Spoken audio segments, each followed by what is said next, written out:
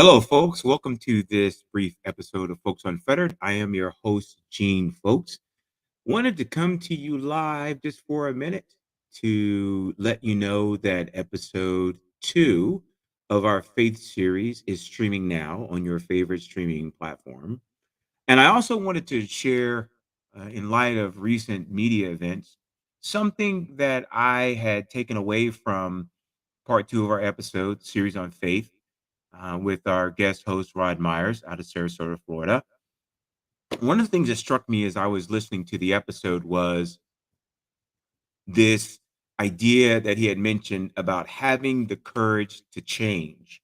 And that was one of the key takeaways for me is whether or not we have the courage to change. And although he talks about it in respect to faith, I also wanted to bring it to bear as it relates to every other part of our lives.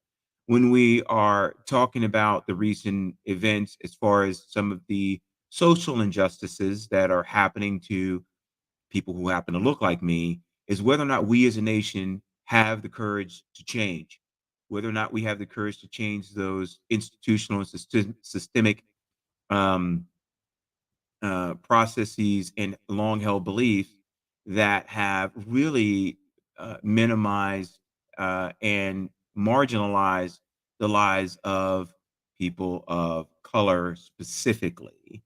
Also, whether or not we have the courage to change as far as it is relating to our lives in how we were raised.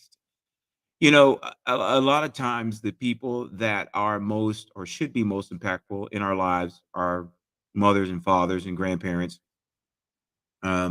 We tend to not question what they teach us. And so we will forgive a multitude of transgressions because that sort of pain feels warm and fuzzy. You'll find that a lot in divorce cases where the person who is the primary caregiver will make their children a part of their divorce process. And a family member once said to me that uh, children are a byproduct of the relationship and should not be subjected to that person's emotional feelings towards whether it's the husband against the mother or the mother against the husband.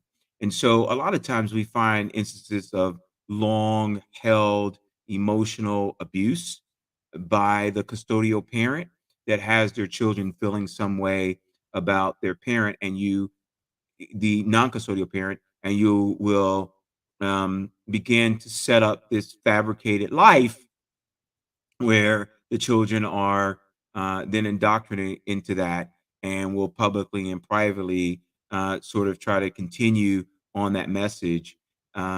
There are several studies that have been shown on that. Now the courts are actually starting to engage in that, and that's called parental alienation syndrome.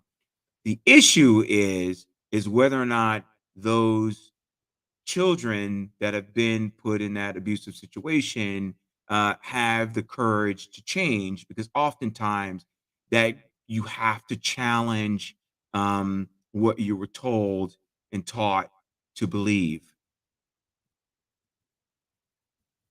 Also within our the way that we do business, whether or not we have the courage to change. This is very vitally important as it relates to our ability to identify, to recognize, to promote, and to retain leaders of color.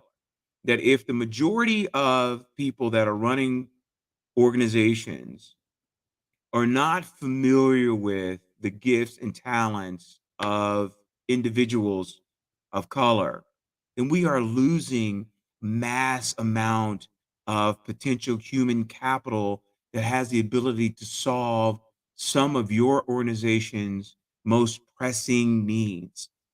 And whether we are talking about faith, whether we are talking about family, whether we are talking about vocation, whether we are talking about national pride, there has to be a tipping point to where we have to have the courage to not only challenge those beliefs when we find them to be unsustainable, but we also have the courage to change once it's put in front of our face. We sort of hit that fork in the road that says, "No, I'm going to continue believing what I believe," which is okay.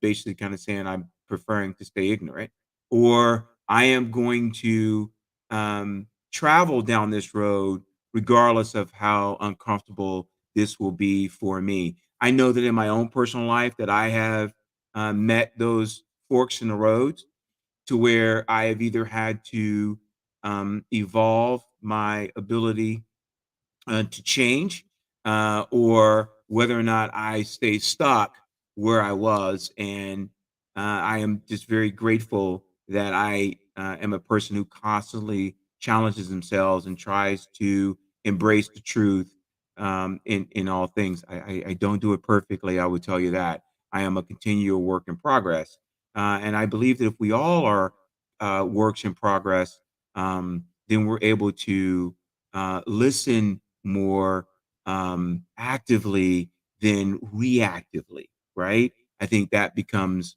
one of the challenges that we have. And I'll tell you what the impetus of this, not just Brother Myers's message on faith, but I had popped up in my feed about something that I thought I knew about, but I didn't. And it's about this attorney Stevenson who took on a case um, that involved a gentleman whom had been incarcerated for 30 years for a crime he didn't commit, that was committed in a city that he had never visited. And it was a murder of two people that he had never known. And when this gentleman was picked up, um, he was actually told by the detectives that you have several things going against you. One is that you're black. Two is that I'm white. The prosecutor's white. The judge is white. And so you don't stand a chance. And more than likely, the jury's going to be white. Now, people have asked me, well, what part of the country did that come from? Because they usually will lead that to being in the South. I will tell you that that is throughout the United States of America. That is not just the South. The North may be a little bit more subtle with it, but it is still existent in this area. And so one of the things that I had posted was this idea of what Attorney Stevenson had said, and I wanted to share that with you in best way that I can. So I'm going to paraphrase him in this because it should be alarming. It was alarming to me, and it explains a lot. Um, he said that um, uh, mass incarceration is the evolution of slavery. I want to let that sink in. Mass incarceration is the evolution of slavery. If you look at the Constitution of the United States, the only way that you can enslave people is if they have committed a crime and then they get labeled with the of being a felon. And if you're labeled with being a felon, you are labeled a felon for the rest of your life. So this misconception we have that you have paid your debt to society is a lie.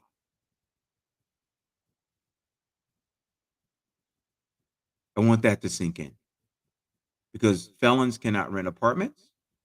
Felons cannot get education, a Pell Grant, or a loan. There are a lot of things that felons cannot do. That's a I don't know if that makes you nervous, but it makes me nervous, right? And so he said that mass incarceration, which is affecting the African American community, uh, at an alarmingly high percentage than other races, um, is at the evolution of slavery. So he said that slavery was evolved into lynching. Lynching evolved into codified segregation. And the era that we're living in right now is that codified segregation evolved into mass incarceration. And the problem is that his defendants are people that look like me, who have either received harsher sentences than they should have received, and in most cases are sitting on death row for crimes that they did not commit, because at the root of our criminal justice system, it is toxic and violent, and not enough people are speaking up. We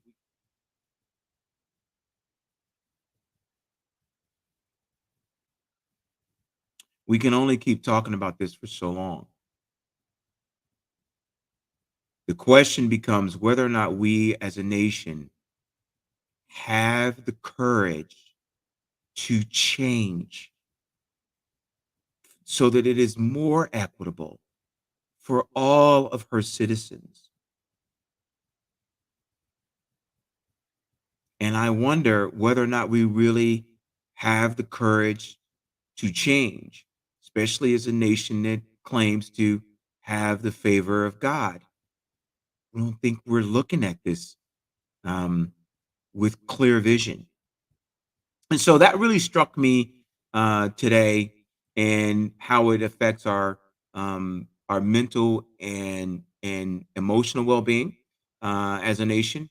How we have to ask ourselves the question whether or not we have the courage to change or not. But let's be honest about it. Let's not pussyfoot around with it. Change is always difficult, but especially when you're trying to get better. If you weigh 500 pounds and you go to the gym, you're going to feel some pain as you're starting to lose weight, and as you're starting to get more fit, and as your heart's starting to pump better. You'll go through a period of time, um, in that transition period, where you will be tired and you'll be exhausted. But you either do one of two things: you either quit and decide that this is who I am, and that's okay, or you say, you know what, um, I want to change for the better, because this needs to be changed. And so we are going to continue to work out. I just wanted to come on briefly and say that on the Folks Unfettered show, we will continue to be advocates for change. That as the show continues to grow and evolve and relate to more people, and as our audience broadens, one of the tenets of this program is that we will not shrink away from being very vocal on our podcast channel, on our YouTube channel, and in any interviews that I conduct, that we will constantly have as our foundation the courage to change. And I encourage you, the viewer and the listener, to embark with us on this journey, to walk alongside us on this journey, even if we don't agree. Let's talk about it. Let's put it out there. Let's work it out. It is my personal belief that we want to have this discussion, that we want to be able to do better and understand. Because right now, it's as if we all have our heads under the covers, and we're yelling from the left and we're yelling from the right. That ability to sort of look at these sort of disparities in how we view ourselves, our nation, and our place in the world is what gave birth to the Folks Unfettered show. Because as I started having conversation with my conservative friends, and I would have conversations with my liberal friends, I found that we were able to have compassion, empathy, as we were seeking to understand. They taught me some things. I learned from them, they learned from me, and we remain friends to this day. We're all in the same boat. The question is whether or not we have the courage to change. I don't care what your mother taught you. I don't care what your granddaddy taught you. I don't care, what we used to be as a nation. Everyone says they want to make America great again, um, y- which assumes we weren't great in the first place. We have the ability to evolve. Let's just evolve in the right direction.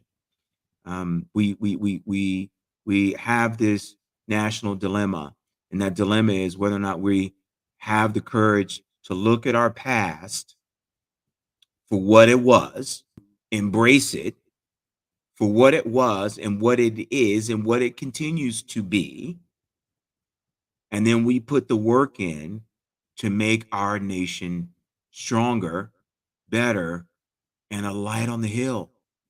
Folks, we're not there yet, and we won't be there if we keep sweeping this thing under the rug. We won't do it. We we just won't be the nation. We just won't be the nation that I believe we all want to be. And um, that's going to take all of us recognizing that we must have the courage to change. Folks, that's all I have for you this on this Wisdom Wednesday. We hope that you'll stick with us as we um, are releasing our final episode entitled "Are the Foundations of Your Faith Faithful?" Which releases April 12th. And I will hop back on and have a conversation with those of you that have taken the question that we've asked you. We would like to hear from you, our audience. We would like for you to participate in this journey along with us. Send us a email, send us a message on our Spotify channel, on our Amazon channel, and on our YouTube channel. Comments are welcome as always. We encourage all comments from everyone, from all walks of life. We want to hear from you, and we want this to be a safe platform for us to respectfully disagree. We just ask everyone to be respectful in how we disagree. So, but let's have those conversations because it really is going to be up to us, we the people of the United States. It's going to be up to us to um, take ownership of our participation in what policies and procedures our elected officials are making, as they say, quote unquote, on our behalf. And what I'm learning is, folks, is that Washington's is not often aligned with what we, the people, actually believe, all the people. American doesn't work very well unless it works for the weakest among us. Do you have the courage to change? I hope you do. Because if you have the courage to change, I promise you this, I want to walk arm in arm alongside with you and do the change as well. I know there's areas that I need to change.